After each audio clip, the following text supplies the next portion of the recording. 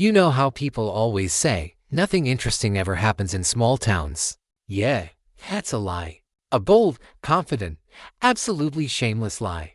Because the wildest day of my life happened in a town so small, the local supermarket closed at 6 p.m. because the cashier gets sleepy.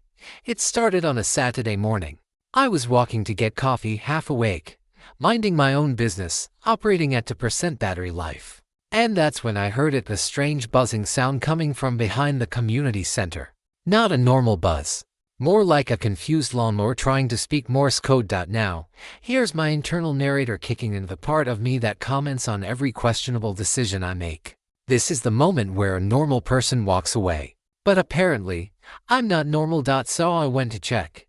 Behind the building, I saw three things: a very nervous elderly man holding a remote control, a drone the size of a dinner table violently shaking in the air, and a flock of geese aggressively evaluating the situation like a security team.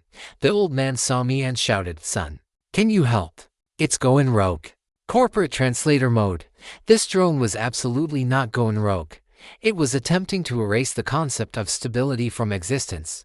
Turns out, the man was testing a prototype drone he built for a hobby competition. The problem? The drone had a bug in the code that made it accelerate whenever it detected movement. And the geese were moving. The drone darted left, then right, then forward. The geese screamed. The old man screamed. I considered screaming. Then the drone suddenly locked onto me. Exactly what I needed on a Saturday morning, being hunted by a flying metal blender. I started running.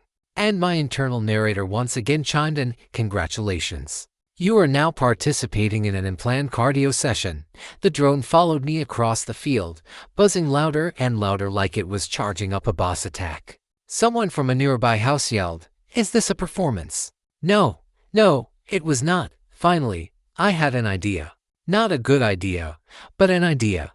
I ran toward the soccer goalpost, hoping the drone would try to follow me through it. I slid under the bar, barely making it. The drone didn't. It smashed right into the metal bar, burst into pieces, and dropped to the ground like a disappointed robot. Pipade.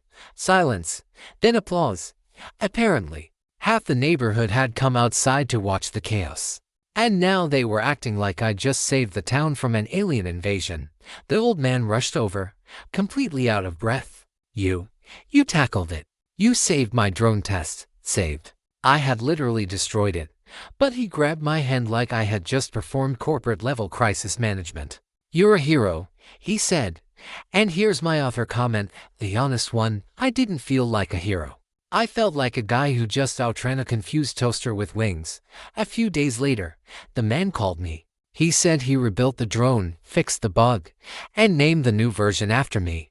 Now there's a flying robot in my town called Model O apparently.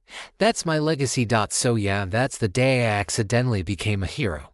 Not by courage, not by strategy, but by sprinting faster than a drone fueled by bad programming.